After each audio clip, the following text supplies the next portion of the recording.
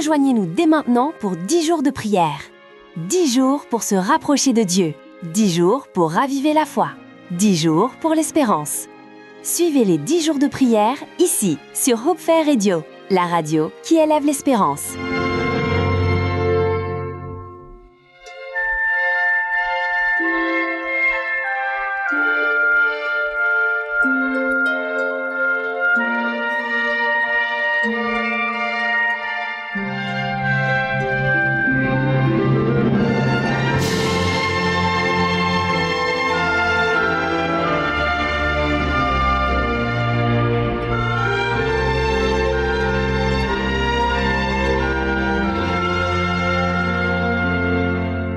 Bonjour à toutes et à tous, et un très chaleureux bienvenue sur Hope Fair Radio, la radio qui élève l'espérance et qui vous conduit vers une vie transformée par la grâce inépuisable de Dieu. Nous sommes ravis, vraiment ravis, de vous retrouver aujourd'hui pour le jour 5 de nos 10 jours de prière. C'est un parcours que nous faisons ensemble, un cheminement spirituel profond, et le thème d'aujourd'hui, mes amis, est une invitation puissante, se repentir et être saturé du Saint-Esprit. C'est une promesse, c'est une expérience, c'est une transformation qui nous attend. Oh Henri, je dois dire que ce thème résonne tellement fort en moi. Se repentir et être saturé du Saint-Esprit, c'est comme si c'était le cœur même de notre foi, vous ne trouvez pas? Dans notre monde, on parle beaucoup de transformation extérieure, de réussite, mais la vraie transformation, celle qui dure, commence de l'intérieur par la repentance et la plénitude de l'esprit. Absolument, Julie. Et quand on parle de saturation, ce n'est pas juste être touché par le Saint-Esprit, ce n'est pas juste en avoir un petit peu. C'est d'être complètement imprégné, débordant de sa présence. C'est une image forte, celle d'une éponge qui absorbe toute l'eau possible. C'est ce que Dieu désire pour nous, une vie où son esprit ne cesse de nous remplir. Mais, comme vous l'avez mentionné, ça commence par la repentance. Exactement, John. Et avant de plonger dans les détails de ce que cela signifie concrètement, j'aimerais que nous prenions juste un petit moment. Quelques secondes, respirons. Laissons de côté les distractions, le bruit, les préoccupations de la journée. Rendons-nous simplement disponibles. Ouvrons nos cœurs à cette œuvre merveilleuse que le Saint-Esprit veut accomplir en nous aujourd'hui. C'est un rendez-vous avec le divin. Père Céleste, nous te rendons grâce. Nos cœurs sont remplis de gratitude pour ta bonté infinie. Merci pour tous les dons parfaits qui viennent de toi, pour chaque souffle, chaque rayon de soleil, chaque relation, chaque bénédiction. Et plus que tout, merci pour la promesse du Saint-Esprit, ce don inestimable, ta présence vivante en nous. Ce n'est pas quelque chose que nous méritons, mais un pur acte de ton amour. Nous te remercions pour cette grâce. Amen. Amen. Julie, c'est une prière si juste. Cette reconnaissance est essentielle, n'est-ce pas? Reconnaître que tout vient de lui, y compris ce souffle divin qu'est le Saint-Esprit. Et justement, cette promesse du Saint-Esprit, elle n'est pas nouvelle, elle est ancrée dans la parole de Dieu. Henri, tu pourrais nous lire le passage clé d'aujourd'hui, tiré du livre des Actes? Avec plaisir, John. Écoutons attentivement ce que la parole de Dieu nous révèle dans Actes, chapitre 1, versets 4 et 5. C'est Jésus lui-même qui s'adresse à ses disciples, juste avant son ascension. Comme il se trouvait avec eux, il leur recommanda de ne pas s'éloigner de Jérusalem, mais d'attendre la promesse du Père, celle dont, leur dit-il, vous avez entendu parler, car Jean a baptisé d'eau, mais vous, dans peu de jours, vous serez baptisés du Saint-Esprit. Attendez la promesse du Père. C'est le cœur de notre début de réflexion. Attendez la promesse du Père. Ce verbe « attendre », il est si puissant. Dans notre société où tout est instantané, où l'on veut des résultats immédiats, on a presque désappris à attendre. Mais cette attente n'est pas une passivité, n'est-ce pas? Ce n'est pas juste ne rien faire. C'est une attente active, une préparation du cœur, une disposition intérieure. Qu'en pensez-vous? Tu touches un point crucial, Julie. L'attente ici, c'est un temps de maturation spirituelle. C'est se dépouiller de nos propres forces, de nos propres plans, pour faire entièrement confiance à Dieu et à son calendrier. Et cette attente est directement liée à la repentance. Avant de pouvoir recevoir le Saint-Esprit en plénitude, nos cœurs doivent être préparés, nettoyés. C'est ce que Pierre dit en Acte 2, partant de 38, juste après la descente de l'Esprit. Repentez-vous, et que chacun de vous soit baptisé au nom de Jésus-Christ pour le pardon de vos péchés, et vous recevrez le don du Saint-Esprit. Voilà le lien indispensable, la repentance. Et c'est là que le travail du Saint-Esprit commence, même avant sa pleine effusion. Il est le consolateur, mais aussi celui qui convainc de péché. Mais attention, conviction de péché n'est pas la même chose que culpabilité. La culpabilité peut nous paralyser, nous enfoncer. La conviction, elle, nous pousse à la repentance qui, elle, libère et nous rapproche de Dieu. Elle nous montre nos erreurs non pas pour nous écraser, mais pour nous offrir un chemin de restauration. C'est une distinction si importante, Henri. La culpabilité nous dit que nous sommes mauvais. La repentance nous dit que nous avons fait quelque chose de mal, mais qu'il y a une solution. Un pardon. C'est un changement de direction, un demi-tour radical, comme le disait John. Ce n'est pas juste un sentiment de regret fugace, c'est une décision ferme de s'éloigner de ce qui déplaît à Dieu et de se tourner résolument vers lui. Et cela inclut nos compromis et notre manque d'obéissance dont on a parlé. Oui, et soyons très concrets. Les compromis, ce sont ces petites zones grises dans nos vies où on sait au fond de nous que Dieu voudrait qu'on agisse différemment, mais on rationalise, on justifie. Ce n'est pas si grave, tout le monde le fait. Ou le manque d'obéissance, quand Dieu nous révèle sa volonté clairement, mais par peur, par paresse ou par orgueil, nous choisissons de ne pas suivre.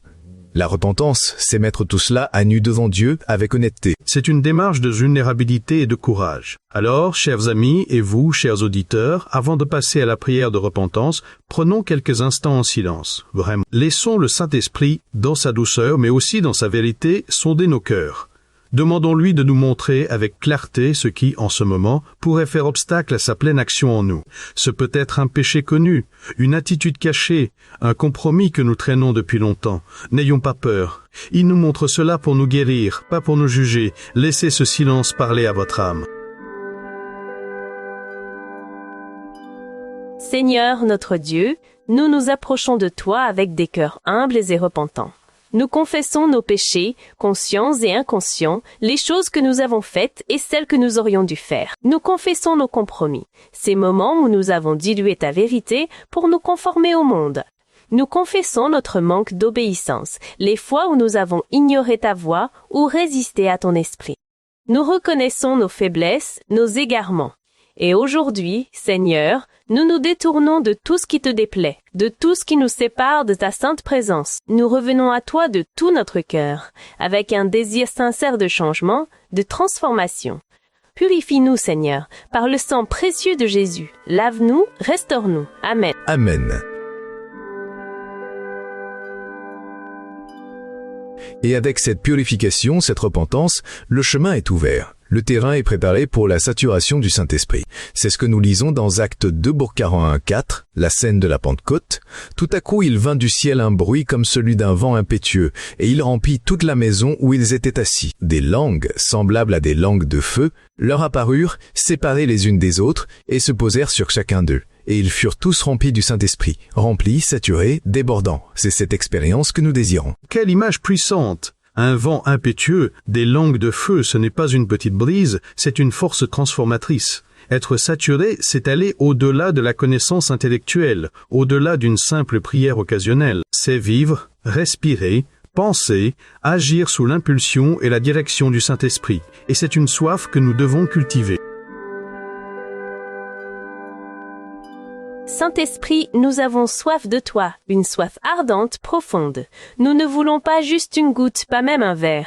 Viens nous remplir au-delà de ce que nous avons connu jusqu'à présent. Sature nos vies de ta présence, si réelle et si palpable. Sature-nous de ta puissance, qui nous équipe pour chaque œuvre. Sature-nous de ton amour, qui déborde et touche ceux qui nous entourent. Que ton feu sacré consume tout ce qui n'est pas de toi et nous enflamme pour ta gloire. Amen. Amen. C'est une prière qui émane du plus profond de l'être. Et quand on parle de cette saturation, c'est une vie où le fruit de l'esprit, l'amour, la joie, la paix, la patience, la bonté, la bienveillance, la fidélité, la douceur, la maîtrise de soi devient notre réalité quotidienne. Ce n'est pas juste pour des moments extraordinaires, c'est pour chaque interaction, chaque défi, chaque joie. C'est là que ça devient concret, et c'est là que la méditation prend tout son sens. La Bible est très claire. Dieu ne manque pas de puissance, jamais. La question n'est pas de savoir s'il est capable de nous remplir, mais si nos cœurs sont suffisamment ouverts. Sommes-nous prêts à nous soumettre pleinement à sa volonté, à lâcher nos propres agendas, nos propres idées, nos propres désirs, pour embrasser les siens? C'est la soumission qui fait souvent défaut. On veut la puissance du Saint-Esprit, on veut les dons, mais on résiste à l'idée d'un abandon total, d'une vie où Dieu est en contrôle absolu. Or, être rempli du Saint-Esprit, ce n'est pas une émotion passagère, un frisson spirituel, c'est une vie entièrement abandonnée entre les mains de Dieu. C'est un choix délibéré, quotidien, de lui céder le trône de notre cœur. Et c'est tellement libérateur, une fois qu'on a fait ce choix. Le paradoxe, c'est que quand on lâche le contrôle, c'est là qu'on trouve la vraie paix, la vraie joie. On se rend compte qu'on n'est pas fait pour porter nos fardeaux seuls. Laisser le Saint-Esprit nous guider, c'est vivre avec une direction claire, une force intérieure et une paix qui surpasse toute compréhension. On cesse de lutter contre soi-même et contre Dieu. C'est la vie abondante dont Jésus parle, n'est-ce pas? Une vie qui n'est pas définie par nos circonstances, mais par la présence et la puissance de l'Esprit en nous. C'est une vie qui porte du fruit, qui témoigne, qui aime, qui pardonne. Et c'est précisément ce pourquoi nous allons prier aujourd'hui. Notre prière centrale du jour 5 est très ciblée. Nous prions pour un esprit de repentance sincère, une repentance qui transforme, et pour une vie totalement saturée par le Saint-Esprit. Une vie où son influence est partout, de nos pensées les plus intimes à nos actions les plus publiques. Et cette saturation, c'est une marche continue, je crois. On ne se fait pas saturer une fois pour toutes. C'est un peu comme respirer. On ne respire pas une fois pour toute la vie, on a besoin d'air frais constamment. De même, nous avons besoin d'une nouvelle onction, d'une nouvelle infusion du Saint-Esprit chaque jour pour affronter les défis, pour être renouvelés dans notre zèle et notre amour. Exactement. Chaque matin, avant même de poser le pied par terre, on peut murmurer « Saint-Esprit, remplis-moi de nouveau aujourd'hui. Guide mes pas, mes paroles, mes pensées. Aide-moi à vivre ta vie à travers moi. » C'est une dépendance si belle, si saine, si nécessaire. Sans lui, on est tellement limité, mais avec lui, le ciel est la limite. C'est cette perspective, cette dépendance consciente que nous voulons renforcer. Et avec cet esprit de repentance et de soif de la plénitude, allons-y maintenant avec nos prières d'intercession. Nous allons prier pour nous-mêmes, pour nos familles, pour l'Église et pour tous ceux qui, comme nous, aspirent à cette vie saturée de l'Esprit. Prions avec foi, car Dieu entend et il répond. Seigneur Jésus, je te remets entièrement ma vie, non pas une partie, mais tout. Chaque domaine, chaque aspiration, chaque échec, chaque victoire. Nettoie mon cœur de toute impureté, de toute trace de péché, de tout orgueil, de tout ce qui pourrait encore m'éloigner de ta parfaite volonté. Remplis-moi de ton esprit, Seigneur, jusqu'à ce que je déborde de ta présence, de ton amour, de ta joie. Fais de moi un instrument docile entre tes mains, un reflet de ta lumière dans ce monde qui en a tant besoin. Que ma vie te glorifie en tout point. Amen. Père céleste, nous prions maintenant pour nos familles, pour nos foyers. Nous te demandons, Seigneur, que chaque membre de nos familles reçoive le don du Saint-Esprit, que ceux qui te connaissent déjà soient renouvelés, et que ceux qui ne te connaissent pas encore soient touchés par ta grâce salvatrice et fassent la rencontre du Christ. Nous prions aussi pour notre Église, pour chaque communauté de foi, partout dans le monde, que nous soyons tous, en tant que corps du Christ, des vases prêts à recevoir ton esprit, à marcher dans une obéissance radicale à ta parole et à manifester ton caractère et ta puissance dans nos villes et nos nations. Que ton règne vienne au travers de nous, Seigneur. Amen. Seigneur, notre Dieu, ôte de nos vies tout ce qui compromet notre relation avec toi. Chaque idole cachée, chaque attachement secret qui nous détourne de ta parfaite volonté. Délivre-nous, Père, de l'indifférence spirituelle, de la tiédeur qui engourdit nos âmes, de la complaisance qui nous empêche d'avancer. Nous te demandons de nous baptiser chaque jour du Saint-Esprit. Oui, Seigneur, chaque jour un nouveau baptême, une nouvelle onction, une nouvelle fraîcheur pour affronter ce monde. Nous voulons vivre non par nos propres forces, mais par ta puissance qui nous équipe, afin que nos vies, nos paroles, nos actions reflètent ta gloire seule, que nous soyons des témoins audacieux et transformés, animés par ton feu. Amen. Ces prières sont tellement fortes. On sent que le Seigneur est là, présent, quand on se livre avec une telle sincérité. C'est une consolation immense. Oui, Julie. Ce n'est pas juste une sensation, c'est une réalité spirituelle. Dieu écoute et il agit. Cette disposition du cœur est la clé pour ouvrir les écluses du ciel. Chers auditeurs, si ce soir, ou à l'instant même, vous ressentez au fond de votre cœur cet appel à être pleinement rempli du Saint-Esprit, à vivre cette vie sans compromis, totalement abandonnée à Dieu, je vous invite à faire une prière simple. Il n'y a pas besoin de grands mots ou de phrases complexes. Ce qui compte, C'est la sincérité, l'humilité et la fin de votre cœur. Simplement, dites à haute voix, si vous le pouvez, ou dans le silence de votre être, avec toute la conviction possible. Seigneur, je me repens sincèrement de mes péchés. Je me détourne de tout ce qui te déplaît dans ma vie, de tout ce qui m'éloigne de toi. Et je te demande humblement, avec foi, le baptême du Saint-Esprit. Viens me remplir, me purifier, me transformer de l'intérieur, dès maintenant, et que ma vie soit entièrement tienne.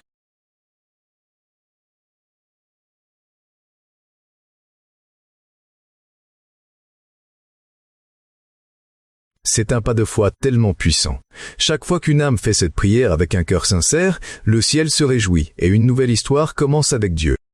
Et pour ancrer cette expérience, pour continuer cette marche, nous avons, comme chaque jour, un défi des 24 heures. Ce ne sont pas juste des suggestions, mais des actions concrètes pour que cette expérience du jour 5 ne reste pas un simple moment, mais devienne un mode de vie. C'est la mise en pratique de notre foi. Exactement, John. Alors, voici notre défi pour les prochaines 24 heures.